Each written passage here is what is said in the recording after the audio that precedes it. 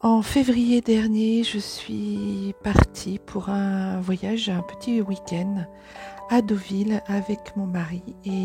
C'est à ce moment-là que j'ai vu sur un panneau de signalisation au bord de la route la ville de Lisieux. Tout de suite, je pensais à Sainte-Thérèse, évidemment, et je me suis émerveillée en me disant que j'étais vraiment pas loin du site pour aller à Lisieux voir la grande basilique de Sainte-Thérèse.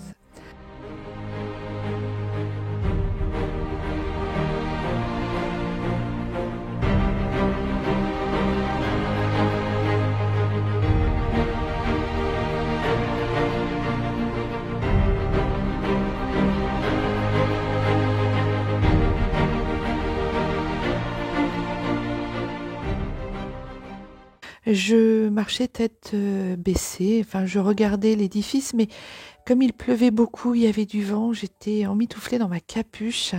J'ai baissé la tête et tout d'un coup j'ai vu une jolie plume devant moi, mes pieds. J'ai donc trouvé ça merveilleux, un joli signe de l'au-delà, et j'étais remplie de gratitude. Et j'ai continué vers la basilique tranquillement en marchant.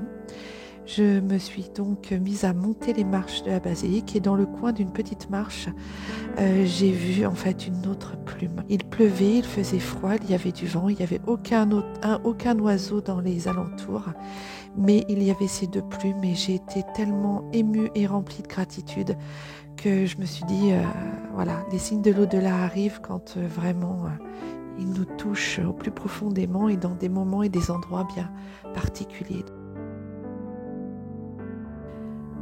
Voici la basilique Sainte-Thérèse de Lisieux. Elle a été construite en 1919 jusqu'en 1954 et reçoit près d'1 million de visiteurs par an, faisant de Lisieux le deuxième lieu de pèlerinage français, juste après Lourdes.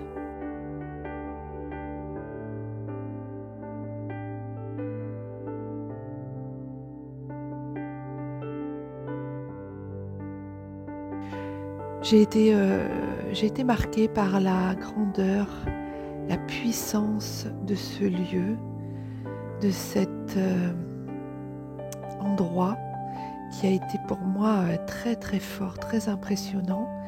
Il y a d'abord un froid impénétrable, vraiment un froid terrible quand on rentre dans ce lieu, mais il y a aussi une grande chaleur, beaucoup d'amour qui sont dans cet endroit en fait différent du Sacré-Cœur. Le Sacré-Cœur, beaucoup trop de gens y passent, et du coup il y a beaucoup d'émotions dans les murs, dans les ressentis que l'on a. Moi je sais que j'ai beaucoup de mal à aller au Sacré-Cœur, je n'y vais plus d'ailleurs, au Sacré-Cœur de Paris. Mais là, dans cet endroit à Lisieux, c'était vraiment empreint de bonté, de sagesse, d'émerveillement, de belles énergies, d'apaisement. Je pense que quand on n'est pas bien et que l'on va dans un endroit comme ça, on a vraiment tout de suite, on ressent tout de suite un apaisement, on est vraiment très bien. Donc voilà, c'était pour vous dire aussi que si vous avez l'occasion d'aller dans ce coin de France, l'occasion d'y aller, que vous soyez croyant ou pas croyant, athée, agnostique, peu importe, pour la beauté du lieu, enfin de l'endroit, et la beauté aussi des énergies qui s'y dégagent, franchement, je vous le conseille. Je vous conseille d'aller voir ce magnifique édifice. C'est quelque chose d'exceptionnel. À chaque fois que je vais dans un lieu, je suis, à chaque fois que je vais dans un lieu, je vais toujours voir l'église, le lieu religieux où je me trouve, dans la ville où je me trouve. Et là, c'est vrai que dans cet endroit, c'était empreint de l'âme de Sainte Thérèse. Et j'ai beaucoup aimé. C'est pour ça que je vous le partage aujourd'hui en vidéo. Thérèse est née le 2 janvier 1873 à Alençon, dans le département de l'Orne, en France, et elle est décédée le 30 septembre 1897 à 24 ans à Lisieux, dans le Calvados, en France. Son nom de naissance est Marie-Françoise Thérèse Martin. Elle a eu sa béatification le 29 avril 1923 à Rome par Pie XI et sa canonisation a été établie le 17 mai 1925 à Rome par Pie XI également. Elle est vénérée évidemment dans l'église catholique, l'ordre des Carmes Déchaux et l'église orthodoxe celtique. Elle est une des plus grandes mystiques du XIXe siècle. Inconnue de son vivant, sa renommée et sa dévotion se sont répandues dans le monde entier après la publication de ses écrits autobiographiques sous le titre « Histoire d'une âme ». Alors c'est la dernière enfant née de Louis et Zélie Martin. Là je fais une parenthèse pour le prénom de sa maman, Zélie. Zélie est le prénom du bébé que j'ai fait en contact défunt pour la toute première fois. Mon tout premier contact défunt était une petite fille qui s'appelait Zélie. Elle avait 3 jours de vie. Et ce contact défunt m'a beaucoup marqué. C'est un prénom qui n'est pas commun. Et cette petite Zélie m'a marqué et s'est inscrit en moi profondément, au plus profond de mon âme. Et ce prénom, du coup, fait beaucoup écho pour moi. Ce sont des commerçants, Louis et Zélie Martin, ce sont des commerçants qui sont à Alençon. Et Thérèse perd sa mère à l'âge de 4 ans.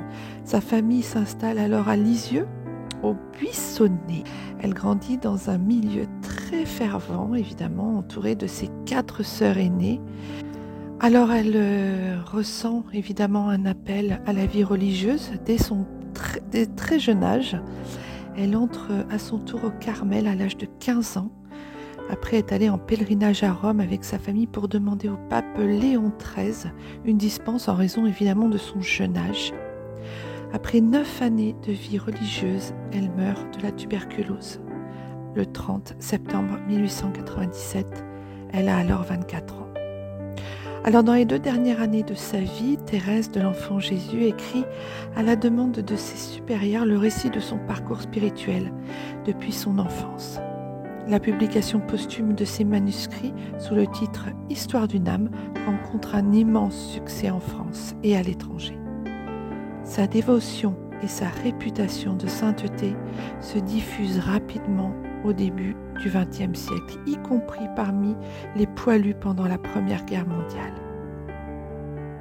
Elle est béatifiée en 1923 et canonisée en 1925 par le pape Pie XI, qui la déclare sainte patronne des missions en 1927. Elle est proclamée sainte patronne aussi secondaire de la France en 1944 par le pape Pie XII, au même titre que Jeanne d'Arc, qu'elle admirait tant.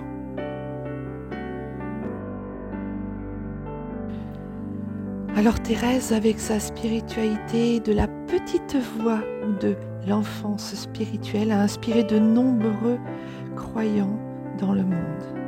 Elle consiste à rechercher la sainteté dans les actes de la vie quotidienne en reconnaissant avec humilité ses imperfections.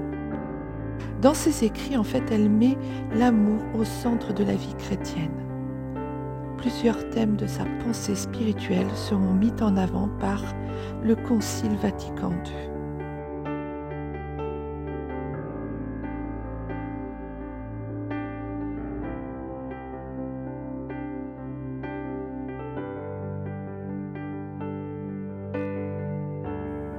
Les reliques de la Sainte conservées au Carmel de Lisieux ont voyagé dans plus d'une soixantaine de pays.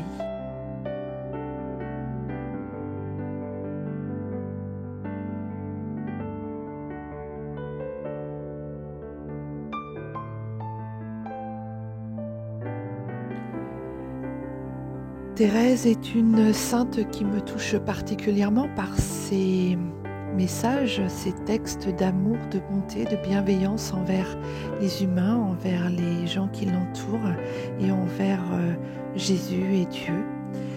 Elle fait des textes merveilleux qui ont été mis aussi en musique. Vous pourrez retrouver tout un lexique, un répertoire qu'a partagé Natacha Saint-Pierre avec la chanteuse Angoune sur YouTube. Et puis je voulais partager en fait cette visite à cette visite à Lisieux avec vous, parce que Thérèse, au-delà de son côté religieux, reste une personne humainement grande, humainement merveilleuse et qui prône l'amour. Donc pour moi, la religion, que ce soit n'importe laquelle, s'il y a de l'amour, si cela donne de l'amour, de l'espérance, de la joie, de la bonté aux gens, pour moi est une religion, une belle religion. Voilà.